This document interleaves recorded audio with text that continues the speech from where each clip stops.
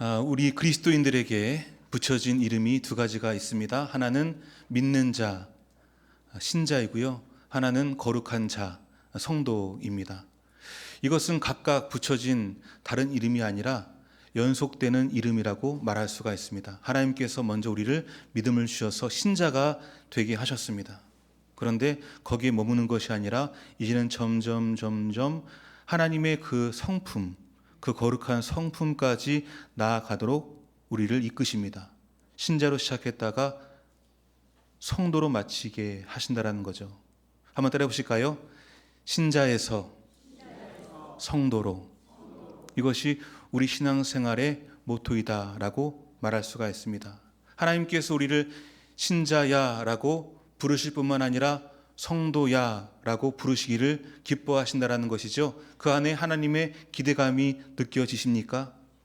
거룩하신 하나님의 그 분량만큼, 그 수준만큼 우리의 인격과 우리의 삶을 레벨업 올려준다라는 겁니다. 그것이 얼마나 기쁜 일입니까? 신자로 시작했어요. 하나님 존재하시지, 예수 그리스도가 나의 구주이시지 라고 하는 그 신자의 그 수준에서 올라서 거룩하신 하나님의 그 반열까지 이르게 된다라는 겁니다.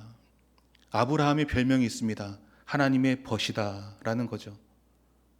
여러분, 하나님과 몇 미터 관계이십니까?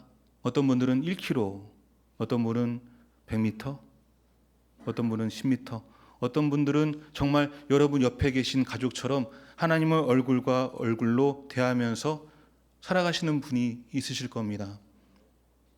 그것이 그냥 되는 것이 아니라 우리가 하나님의 그 거룩한 성품을 덧입게 될 때에 우리 마음 가운데 하나님의 거룩함으로 가득하게 될 때에 하나님을 얼굴과 얼굴로 대면하게 될 줄로 믿습니다. 이것이 성도가 누리는, 아니 성도만 누리는 특별한 복이지요. 그래서 하나님께서 이스라엘 백성들을 출애굽시키신 다음에 시내산에서 그들을 바라보시면서 이렇게 말씀하셨습니다. 거룩한 백성이 되거라 라고 말씀하셨어요. 거룩한 백성이 되거라 라고 말씀하셨습니다.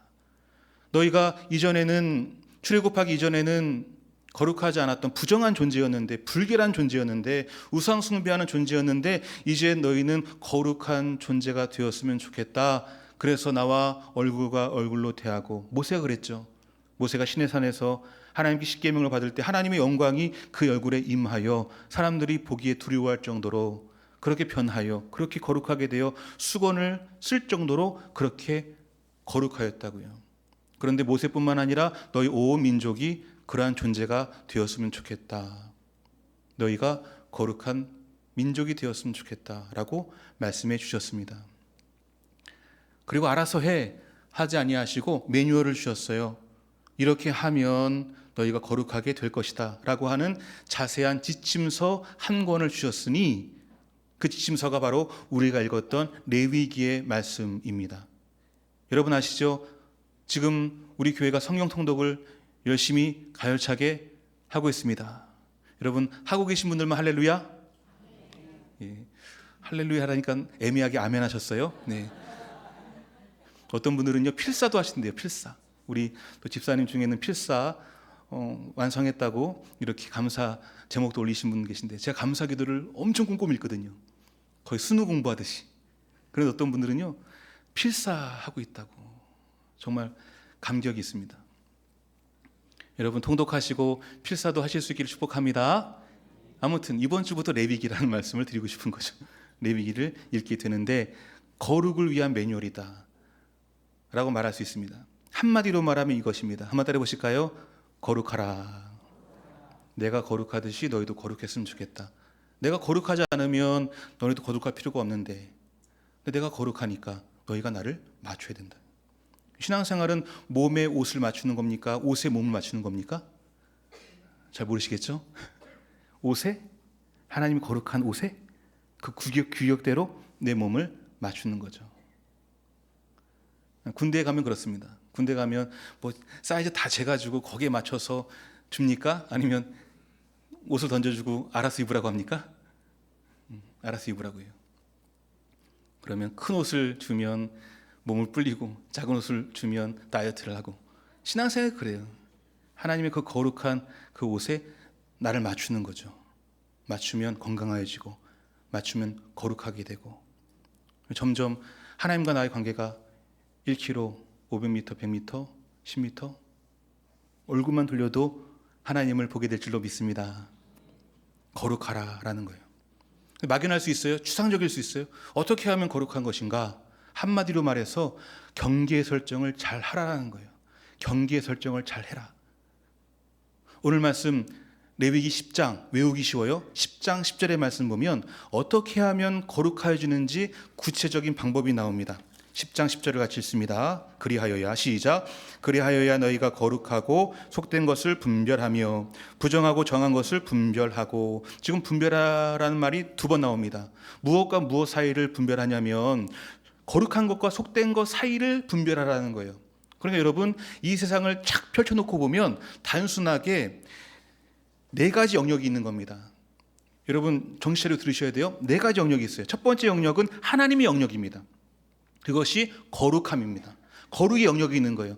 거룩의 그 영역이 있는 겁니다. 그리고 속된 영역이 있어요. 여러분 우리가 생각하면 속된 것, 세속적인 것, 안 좋은 것이라 생각하는데 그게 아니라 성경에서 말하는 속된 것은 무엇이냐면 거룩한 것이 아닌 모든 것이 다 속된 거예요. 하나님 것이 아닌 것. 우리 인간도 속되고 우리가 사는 일상생활도 속되고 이 건물도 속되고 다 속된 거예요. 자, 거룩한 것과 속된 것을 잘 분별하라고 했어요. 그것이 거룩의 첫 번째 원칙입니다. 그런데 우리에게 중요한 것은 두 번째 원칙이에요. 뭐냐면 이 속된 영역, 우리 일상의 영역이지 않습니까? 그 속된 영역이 또 두 차원으로 구분이 되는데 말씀 보면 무엇과 무엇으로 구별된다고 나와 있습니까? 정한 것과 부정한 것. 감사합니다. 정한 것과 부정한 것으로 나뉘어져 있다는 거예요.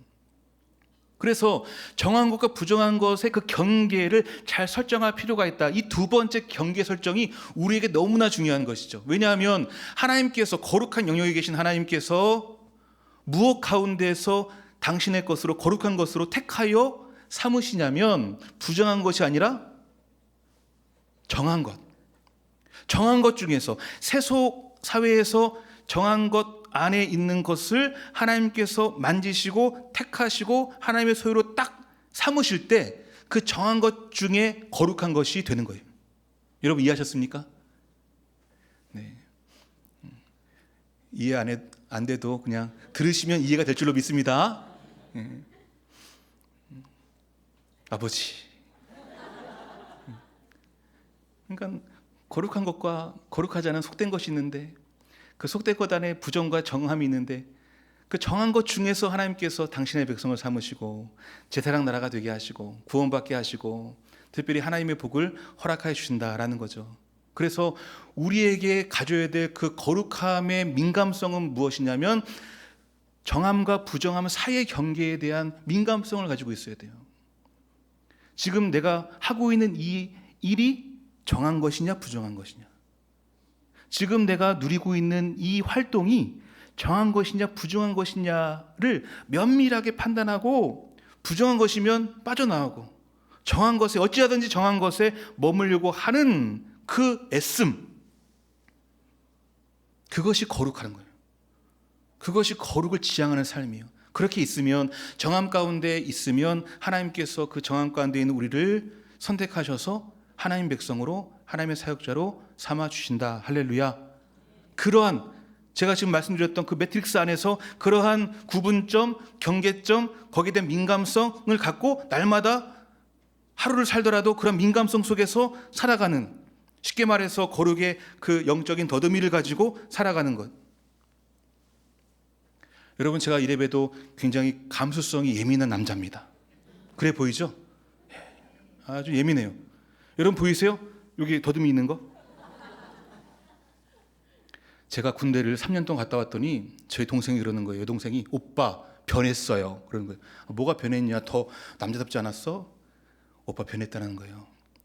예전에는 섬세했는데 지금 너무 거칠대요. 거친 게 이 정도입니다. 거친 게. 더듬이가 없어졌다는 거예요. 아, 더듬이가 있구나. 영적인 더듬이가 있어요. 여러분 곤충들 보세요. 더듬이가 눈이잖아요. 탐색합니다. 예민해요. 섬세해요. 그 센서가 얼마나 섬세한지 몰라요.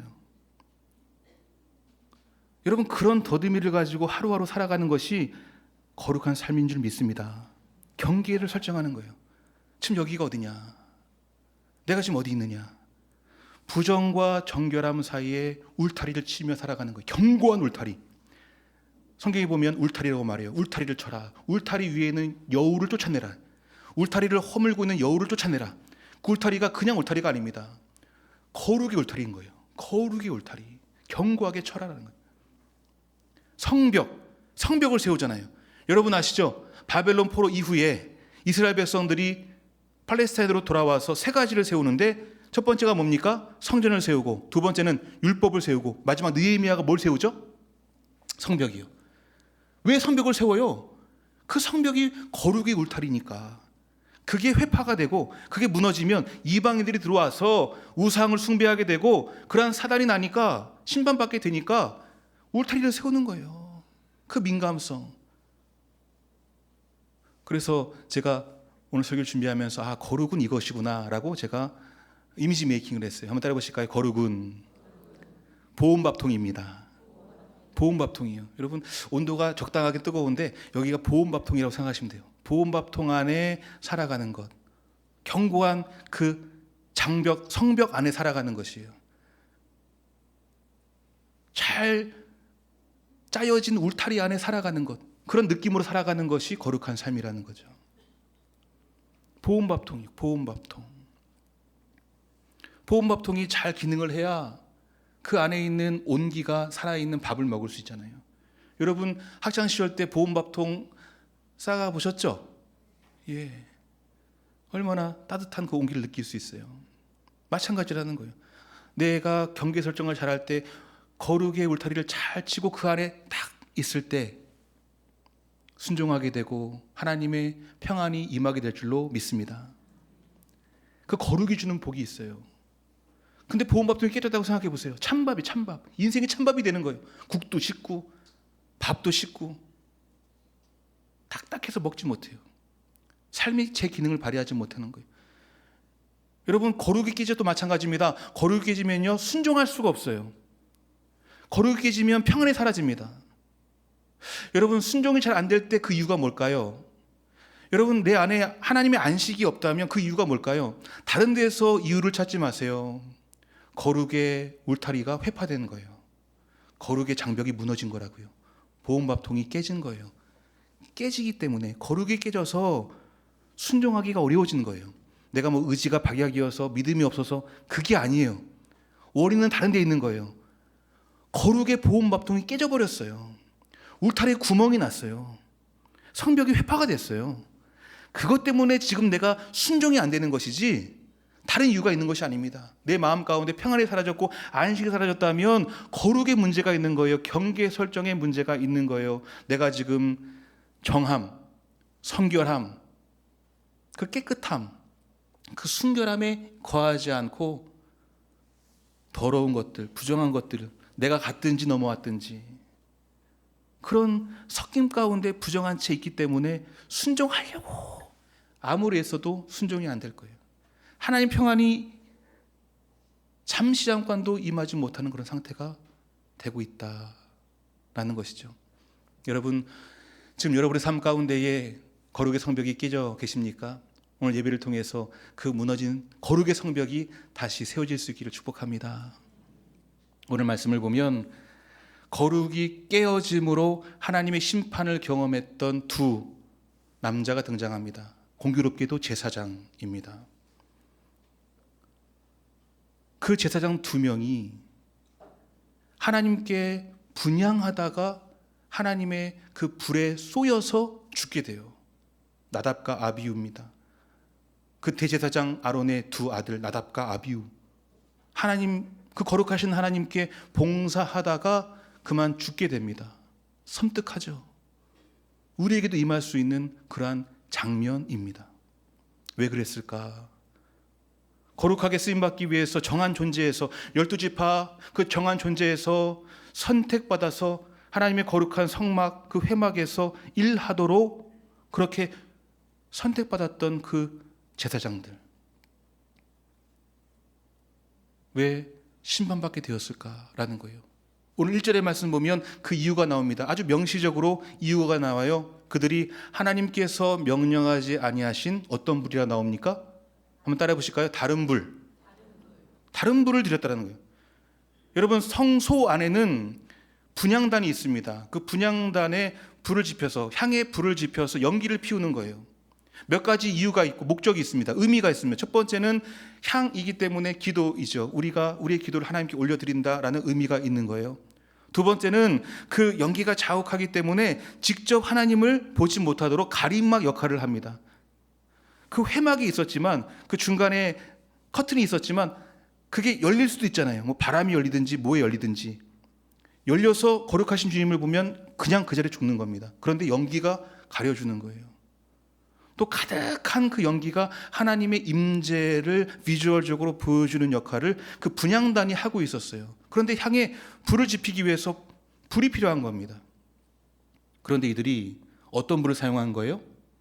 하나님께서 명하지 아니하시는 다른 불을 사용했다라는 거예요. 달리 말하면 부정한 불을 사용한 거예요. 부정한 불을 사용한 거예요. 여러분, 영적인 원리는 거룩이 있고 속한 게 있고, 속한 것 안에 정함과 부정이 있고, 그 정한 것 안에서 하나님께서 택하시면 거룩한 존재가 되는데, 부정한 존재는 거룩한 존재를 만나면 죽게 돼 있어요. 이건 틀림없습니다. 죽게 돼 있어요. 그래서 이들이 죽은 거예요. 하나님이 정하지 않은 다른 불, 부정한 불을 가지고 분향하는 바람에 그 부정에 대해서 하나님은 그냥 있을 수가 없어요. 본성상, 본능상 그냥 계실 수가 없어요. 부정한 것은 쏠 수밖에 없어요. 거룩한 불로 쏠 수밖에 없어요. 이건 오토매틱입니다. 그렇지 않고자 해도 그렇게 안 될 수가 없어요. 그래서 조심시키는 거예요. 오지 마라. 부정한 존재는 오지 마라. 큰일 난다. 정한 존재만 와라 라고 말씀하시는 거예요. 그래서 제물도 정한, 흠이 없고 그 정한 짐승들을 가지고 오라라고 하시는 거예요. 영적인 원리가 그 안에 담겨져 있는 것이죠. 그런데 부정한 불을 가지고 왔어요. 부정한 향을 주님께 드리는 거예요. 그 자체가 지금 부정한 상태인 거예요. 그래서 불의 쏘임을 받아서 그 자리에서 죽게 되었다라는 것이죠. 정말 궁금한 건 뭐냐면, 하루 이틀 했겠냐고요. 제사장들은요, 하는 일이 제물 잡고 성막을 관리하는 거예요. 계속 반복합니다. 눈 감고도 할 수 있어요. 한두 번 분향했겠냐고요. 그 거룩한 불, 번제단의 불입니다. 번제단의 불이 꺼질 날이 없어요. 계속 제사가 드려지기 때문에 그 번제단의 그 정한 불, 그 깨끗한 불을 가지고 분향을 했어요. 수십 번, 아니 수백 번 했을 거예요. 그런데 오늘은 왜 실패했냐고요. 왜 실수했냐고요. 한 번의 실수로 죽음이 임했어요. 왜 그랬을까? 전문가인데. 전문가예요. 제사장은 전문가입니다. 거룩의 전문가. 레위기를 달달 외웠을 거예요. 제사법, 분향단 드리는 법, 성막을 관리하는 법 다 배웠을 겁니다. 근데 왜 실수했을까? 그 이유가 오늘 말씀 후반절에 나옵니다. 두 아들이 다 죽게 되고 장사 치르게 되고, 그 아비 아론이 혼자 우두커니 있는데 그 아비 아론에게 하나님께서 따로 불러서 말씀하시기를, 아론아, 봤지? 이러면 안 돼. 제 표현입니다. 이제 너희들 제사장들 회막에 들어올 때 술 끊어. 못 끊으라고요? 오늘 말씀 보면 두 가지를 끊으라는데 뭘 끊습니까? 포도주와 독주를 끊으라는 거예요. 여러분, 오늘 예배드리는 여러분 가운데 술을 끊을 수 있기를 축복합니다. 지금 술을 끊으래요. 어떤 분 뜨끔. 근데 알코올을 끊으란 말이 아니에요. 알코올을 끊으란 말이 아니에요. 독주와 포도주를 먹으니까 뭐가 생기냐면 담대함이 생기는 거예요. 여러분, 그러지 않습니까? 제가 봤던 많은 분들이 다 그래요. 기본 성격 내성적이고 되게 소심한데 뭐만 먹으면, 술만 들어가면 그냥 사람이 바뀌어서 또 담대해지는 거예요. 여러분, 여기서 말하는 술은 저는 이렇게 해석해요. 과대평가예요. 자기를 과대평가하는 거예요. 부정 앞에서, 죄 앞에서, 다른 분 앞에서 자기를 과대평가하는 거예요. 이거 하나쯤이야 뭐. 이거 하나쯤이야 뭐. 이거 하나쯤 했다고 해서 내가 뭐 부정해지겠어? 이거 하나쯤 했다고 해서 내가 뭐 어떻게 되겠어? 내가 목회자인데? 내가 직분자인데? 내가 성도인데? 좀 술을 먹었다는 것은 뭐냐면 자기를 과대평가하는 거예요. 죄 앞에서 죄를 만만하게 여기는 겁니다. 그래서 하나님께서 포도주 독주를 끊으라는 것은 뭐냐면 죄 앞에서는 담대하지 말라는 거예요. 할렐루야. 누가 죄 짓는지 아십니까? 죄 앞에 담대한 사람이 죄를 져요. 죄를 안 무서워해요. 죄야 와라. 내가 싸워줄게. 사단아 와라. 여러분, 죄 앞에서는, 부정 앞에서는 담대해지지 마시고 한번 따라해 보실까요? 쫄보가 됩시다. 요셉 보세요. 얼마나 쫄보예요. 요셉 아시죠? 그 간음의 현장 있잖아요. 보디발의 그 장군이 여자가 유혹하잖아요. 안 넘어올 사람이 어디 있어요? 남자라면. 요셉은 내가 이길 수 있다. 버티지 않잖아요. 말씀 보면 36개 주랭랑 쳤더라고요. 도망가야 되는 거예요. 도망가야 되는 거예요. 그게 독주와 포도주를 먹지 않는 거예요. 그런데 그것을 나답과 아비후가 먹었어요. 왜 먹었겠냐고요? 왜 먹었겠어요? 그들이 일탈 뿐일까요? 제가 추측하기로는 그 제사장 가정이 문제가 있는 거예요. 아론이 문제가 있는 거죠. 그래서 아론에게 말하는 거예요. 경고하는 거예요. 너 자식들 죽는 거 봤지? 그 자식들만 잘못해서 죽은 거 아니다. 그래서 말씀을 보면 울지 말라고 해요. 너 울지 마. 너 아들 죽었다고 울지 마. 너희가 잘못해서 죽은 거야. 그 둘만 잘못해서 죽은 거 아니다. 너희 가정이 네가 잘못해서 죽은 거야. 절대 죄 앞에서 담대하지 마라. 이거 하나쯤이야? 거기에 타협하지 말라는 거예요. 그게 무너지면, 그 거룩의 울타리가 무너지면, 그 보온밥통이 무너지면, 깨지면 하염없이 무수히 많은 부정한 것들이 달라붙는다라는 거예요. 그럼 순종해도 순종할 수가 없어요. 여러분, 틀림없습니다. 제가 성경을 읽어봐서 제가 깨닫게 된 원리를 좀 소개해드리는 거예요. 언제 순종하느냐? 뭐 믿음이 없는 믿음이 기도해서 생겨서 순종하는 것이 아니에요. 우리가 그 거룩의 보온밥통 가운데 있을 때, 머물 때 순종하게 될 줄로 믿습니다. 또 언제 하나님의 그 안식과 평안이 임하느냐? 그 견고한 거룩의 성벽 안에 우리가 갇혀 있을 때, 그래서 죄라고 하면 보들보들 떨고 쫄보가 되고 요셉처럼 도망가고 어찌하든지 우리가 거하는 곳이 부정한 곳이 아니라 정결한 곳이 될 때에 하나님의 그 평안이, 하나님의 그 안식이 우리에게 임하게 될 줄로 믿습니다. 근데 아론은 그것에 실패했어요. 아론이 실패한 것 같아요. 여러분, 오늘 말씀을 통해서 여러분이 꼭 갔으면 좋겠는 장소가 있어요. 저는 이미 설교를 준비하면서 갔다 왔어요. 어느 곳이냐면, 여러분이 지난 과거에 그 여러분의 한 번의 허용으로 말미암아, 그 만용으로 말미암아, 그 담대함으로 말미암아 여러분의 그 신앙의 그 거룩의 울타리 가운데 무너진 곳이 있을 거예요.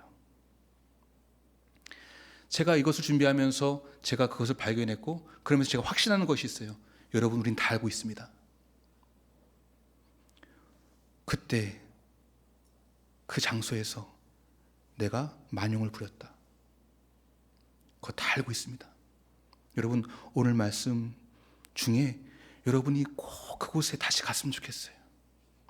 하나님, 제가 이때 이 장소에서, 이 지점에서 이 거룩의 울타리가 무너지는 것을 내가 허용했습니다. 무너지는 거 다 봤는데 내가 만용을 부렸습니다. 이거 하나쯤이야. 뭐 별 볼 일 있겠냐? 이게 무슨 내 인생을 망치겠냐? 그렇게 생각했던 곳이 있습니다. 그때는 이만했는데 지금은 엄청 커졌습니다. 그럴 수 있어요. 이제는 더 이상 감당이 안 되는 거예요. 이제는 부정한 것이 막 와도 그게 습관이 됐어요. 그리고 거의 젖어 있어요. 스며들었어요. 죄에 스며들었어요. 그 상태에서 순종이 안 돼요. 그 상태에서 있으니까 안식이 임하지 않는 거예요. 새해가 돼도 주일을 맞이해도 아무런 변화가 없는 거예요. 뭐 때문인지 하나님 없어서 그런지 내 기도가 잘못된 건지 아니라고요. 이미 무너진 곳에, 이미 무너진 곳, 보온밥통, 거룩의 보온밥통이 깨졌기 때문에 그렇더라는 거예요. 여러분 지금 그곳에 가 계신 거 맞죠? 그곳에 가 계세요. 아론이 거기에 가 있는 거예요. 무너진 곳.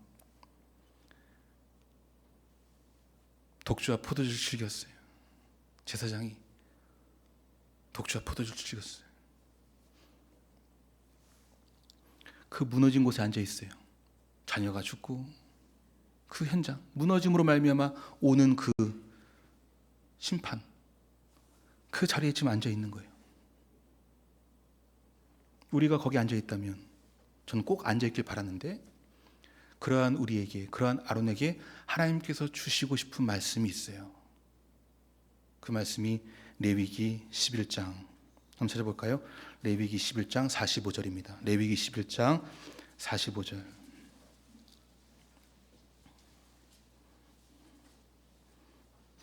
레위기 11장 45절 같이 읽습니다. 나는 너희 하나님이 되려고 너희를 애굽 땅에서 인도하여 낸 여호와라. 내가 거룩하니 너희도 거룩할지어다. 할렐루야.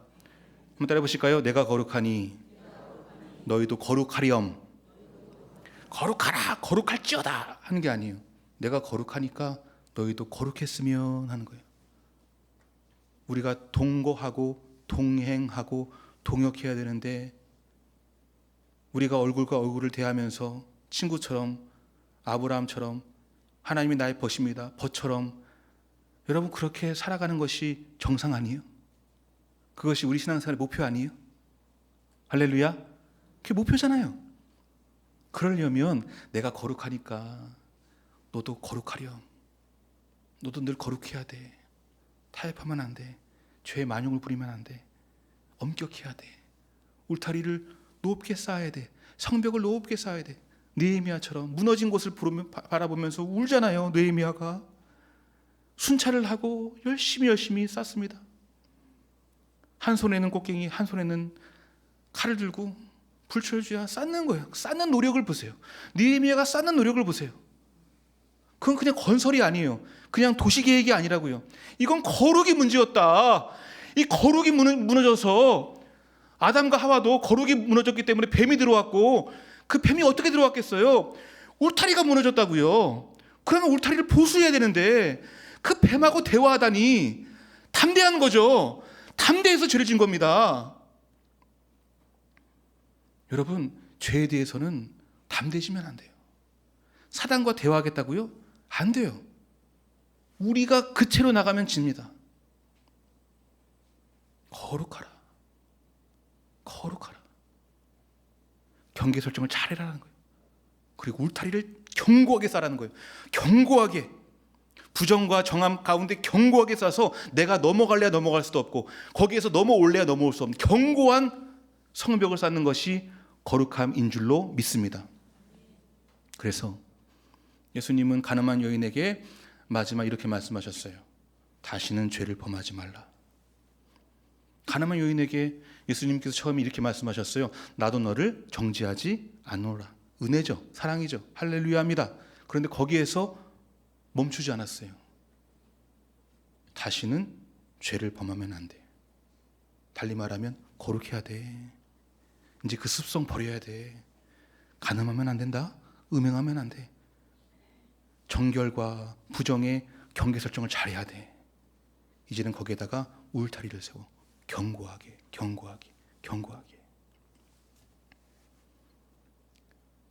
여러분, 오늘 이 예배를 통해서 거룩하여라 라고 하는 그 말씀이 우리에게 축복의 말씀으로 들려오기를 소원합니다. 왜 그렇게 예수님도 성경도 거룩하라고 그렇게 말씀하실까? 지천에 죄의 지뢰가 난무하기 때문에 그래요. 지천에 깔렸어요. 지뢰가. 지뢰밭이요. 그래서 조심조심 가야 됩니다. 의의 길만 갈아야 됩니다. 오만한 자의 자리, 악인의 자리 가면 안 됩니다. 세 가지 말씀을 드려요. 어떻게 우리가 거룩해질 수 있을까? 직분이 울타리가 됩니다. 뭐가 울타리가 된다고요? 직분이. 어떤 성도님의 이야기예요. 성도님이 예전엔 주초를 좀 하셨대요. 근데 직분을 딱 받고 나서 정말 기적같이 주초가 딱 끊어졌대요. 할렐루야죠? 직분이 울타리가 됩니다. 여러분, 여기 계신 분 중에 집사님, 서리 집사님이라도 안 받으신 분들은 내년엔 꼭 받으실 수 있길 바랍니다. 직분이 울타리가 될 줄로 믿습니다. 그리고 엄격한 훈육입니다. 제가 과거에 살았던 동네가 동두천에서도 가장 낙후된 상패동이었어요. 사람들이 깡패동이래요. 깡패동. 깡패가 많아요. 근데 제가 거기서 이제 아버지가 개척교회 하면서 막 사역하시는데 아이들이 다 그렇고 그래요. 질이 떨어져요. 그 아이들한테 미안하지만 아무튼 질이 떨어져요. 근데 제가 그때 너무 사귀고 싶은 거예요. 나가서 구슬치기도 하고 싶고 딱지치기도 하고 싶고 뭐도 하고 싶고 그렇잖아요. 어린 마음에. 근데 저희 어머니가 싹 잘랐어요. 너 나가지 못해. 너 나가서 놀지 마. 제가 어떻게 했을까요? 기분이 좋았을까요? 나빴을까요? 엄청 나빴어요. 나에게 자유를 달라. 그때는 너무 싫었어요. 어머니가 너무 미웠어요. 정말 미웠어요. 정말 미웠어요. 그래서 지금은 감사해요. 지금은 너무 감사해요. 그때 저희 어머니가 그냥 설렁설렁 그래 나갔다 놀아 하면 모르겠어요. 돌아온 탕자 이야기도 있지만 목회는 못하지 않았을까. 여러분, 훈육은요 엄격하게 하실 수 있길 바랍니다. 할렐루야. 그리고 마지막은 여러분 경건 훈련을 잘 받으실 수 있길 바라요. 여러분 묻습니다. 올 한 해 동안 무슨 양말 신어야 돼요? 예, 우리 할렐루야만 축복합니다. 무슨 양말이요? 1년 1도. 지금 제가 1년 1도 하는 거예요. 두 번째 성경 통독. 여러분 하고 계시죠? 이번 주에 뭐예요? 본문이 레위기. 그 다음에 양육 훈련. 여기 계신 남성분들은 다음 주 토요일 날 있을, 이번 주 토요일 날 있을 양육 훈련에 좀 왔으면 좋겠어요. 새벽 5시 40분 202호 다 말씀드렸습니다. 기다릴 거예요. 제가 강사합니다. 남성분들만. 그리고 말씀 나눔. 일성양말. 우리가 경건 훈련을 잘 받을 때 그 경건 훈련이 우리에게 거룩한 울타리가 되어서 하나님께서 우리에게 주고자 하시는 순종의 복과 안식의 복을 누리게 할 줄로 믿습니다. 그런 은혜를 다 누리실 수 있는 우리가 될 수 있기를 주님의 이름으로 축원드립니다. 아버지 하나님, 이 세상은 속됩니다. 속된 것 안에 불결하고 부정한 것이 있습니다. 하나님, 그것으로부터 우리를 구별하여 주시옵소서. 그래서 우리가 정함 가운데 있을 때, 순결함 가운데 있을 때, 성결함 가운데 있을 때 하나님께 택함 받아서 거룩한 존재로 일평생 쓰임받게 하여 주시옵소서. 우리 가정이 그러한 가정, 우리 인생이 그러한 인생, 우리의 자녀가 그러한 자녀가 되게 하여 주시옵소서. 감사드리며 예수님의 이름으로 기도하옵나이다. 아멘.